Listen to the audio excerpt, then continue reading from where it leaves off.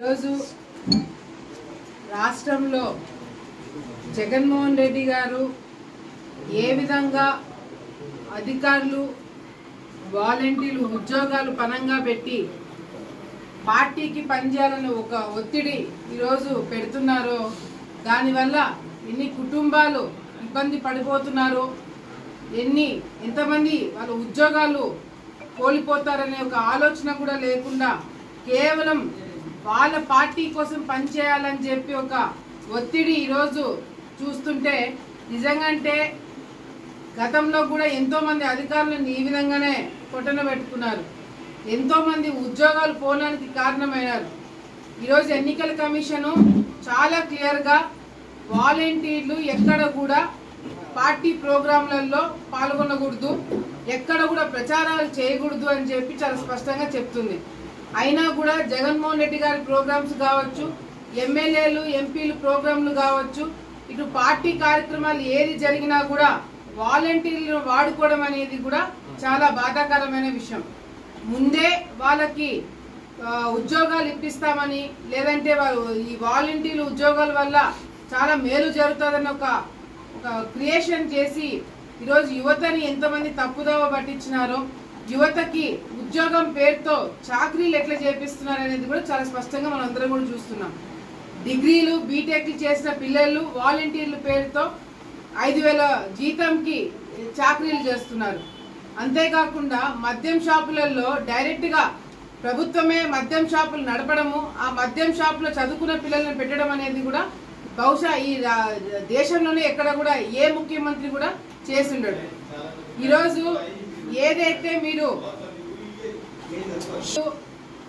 వాలంటీర్ల ద్వారా పనులు చేయించుకోవాలనుకుంటున్నారో, ఈరోజు ఎన్నికల కమిషను చాలా స్పష్టంగా ఎక్కడైనా వాలంటీర్లు ప్రచారాలు చేసినా వాళ్ళ మీద క్రిమినల్ కేసులు బుక్ చేయాల్సి వస్తుంది, లేదంటే వాళ్ళని సస్పెండ్ చేయాల్సి వస్తుంది అని చెప్పి ఎన్నిసార్లు చెప్పినా కూడా వైసీపీ నాయకులు పట్టించుకోలేని పరిస్థితి కనపడుతుంది. ఎందుకంటే వాళ్ళని బలి చేస్తున్నారు, యువతని బలి చేస్తున్నారు. ఎవరైతే మాకేంటి, ఎంతమంది జీవితాలు పోతే మాకేంటి.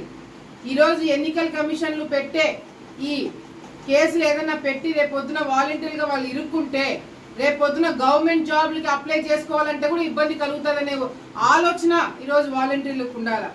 దయచేసి వాలంటీర్లు అందరికీ కూడా మేము ఒకటే తెలియజేసుకుంటున్నాం, ఏదైతే తప్పుడు ప్రచారం జరుగుతుందో, తెలుగుదేశం పార్టీ వస్తే వాలంటీర్లను తీసేస్తామని తప్పుడు ప్రచారం చేస్తున్నారో అది వాస్తవం కాదు. వాలంటీర్లు మేము ఎక్కడ కూడా తీసేయము.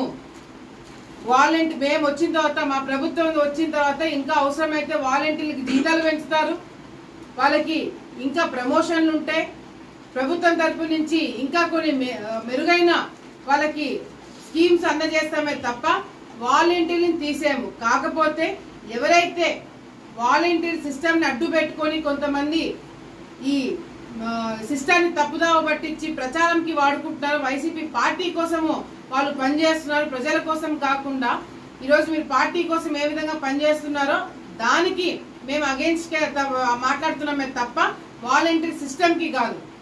ఈరోజు వాలంటీర్లు ఏం చేస్తున్నారు, ఏదైతే జగన్మోహన్ రెడ్డి గారు ఒత్తిడి పెడుతున్నారో వాళ్ళ పనులు చేయాల్సి వస్తుంది. ఆ పనులు చేస్తే ఈరోజు వాళ్ళు సస్పెండ్ అవుతున్నారు. మొన్నటికి మొన్న రాజమండ్రిలో కూడా ఈ విధంగానే తెలుగుదేశం పార్టీ అభ్యర్థి కంప్లైంట్ ఇస్తే దాదాపుగా 23 మంది వాలంటీర్లు సస్పెండ్ అయినారు. అక్కడున్న వైసీపీ నాయకులు వాలంటీర్లను వాడుకోవడం వల్ల ఒకేసారి 23 వాలంటీర్లను సస్పెండ్ చేయడం జరిగింది. అటువంటి పరిస్థితి అవసరమా అని చెప్పి కూడా వాలంటీర్లు అందరూ కూడా తెలియజేసుకుంటున్నాం. దయచేసి ఇప్పుడు ఎన్నికల కమిషన్ ఇంకొక నిర్ణయం తీసుకుంది, ఈ 1వ తారీఖు 2వ తారీఖు ఏదైతే పెన్షన్లు ఇస్తారో ఆ పెన్షన్లు వాలంటీర్లు పంచకూడదు. వాలంటీర్లు ఎక్కడైనా ప్రచారాలు చేసినట్టుగా కనపడినా, లేదంటే పెన్షన్ డబ్బులు ఇస్తున్నట్టుగా కనపడినా దయచేసి మాకు ఇన్ఫార్మ్ చేయండి, వాలంటీర్లు డబ్బులు పంచకూడదని ఎన్నికల కమిషన్ చాలా స్పష్టంగా చెప్పడం జరిగింది. సో దయచేసి మీరు కూడా అప్రమత్తంగా ఉండండి.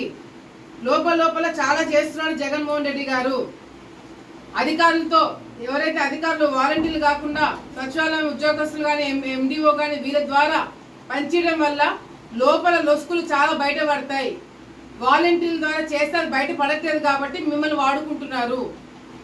ఈ పెన్షన్ పంచడానికి డబ్బులు కూడా సరిపోవట్లేదని చెప్పి వచ్చిన సమాచారము. డబ్బులు లేవంట. అది కప్పుపుచ్చుకోవడానికి వాలంటీర్ని వేరే విధంగా వాడుకుంటున్నారు. దయచేసి ఇవన్నీ కూడా మీరు గుర్తుపెట్టుకుని అప్రమత్తంగా ఉండండి. ప్రచారంకి దూరంగా ఉండండి. ఎన్నికల కమిషన్ ఎట్లా చెప్తే అట్లా వినండి. మీ ఉద్యోగాలను కాపాడుకోండి. రేపు వచ్చిన తర్వాత మేము మీకు భరోసాగా ఉంటామని చెప్పి కూడా సందర్భంగా మరి వాలంటీర్లకు అందరూ కూడా తెలియజేసుకుంటున్నాము.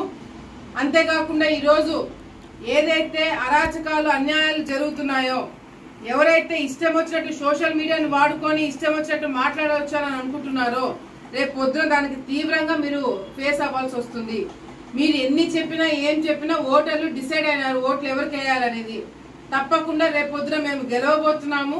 ఎవరైతే కార్యకర్తలు మమ్మల్ని నమ్ముకొని వచ్చినారో, కొత్తగా పార్టీలు మారినారో వాళ్ళని కాపాడుకోవడమే కాకుండా కష్టకాలంలో నాతో పాటు ప్రతిపక్షంలో నడిచిన వాళ్ళందరినీ కూడా కాపాడుకున్న బాధ్యత నాదని చెప్పి కూడా సందర్భంగా తెలియజేసుకుంటూ, కార్యకర్తలందరూ కూడా సైనికుల్లాగా పనిచేయండి. నేను కూడా ఈరోజు నేనేదో అభ్యర్థిలాగా కాదు, ఈ వర్గాన్ని కాపాడుకోవడానికి, మన ఆలగడ్డని కాపాడుకోవడానికి, ఈ రాజకీయాన్ని కాపాడుకోవడానికి, ప్రజల్ని కాపాడుకోవడానికి నేను కూడా సైనికుల్లాగా మేమందరం కూడా పనిచేయడం జరుగుతుంది. మనమందరం కూడా సైనికుల్లాగా పనిచేయాలా. మన ఆలగడ్డని మనం గెలిపించుకోవాలా. మన ఆలగడ్డని మనం కాపాడుకుంటేనే మరి పార్టీకి కూడా ఈ విధంగా మనం అండగా ఉండాలని చెప్పి కూడా సందర్భంగా కార్యకర్తలకు అందరూ కూడా పిలిపిస్తూ, చిన్న చిన్న డిస్టర్బెన్స్ ఏమైనా ఉన్నా కూడా అన్ని పక్కన పెట్టేయండి. చిన్న పెద్ద దానికి చూసుకోకండి.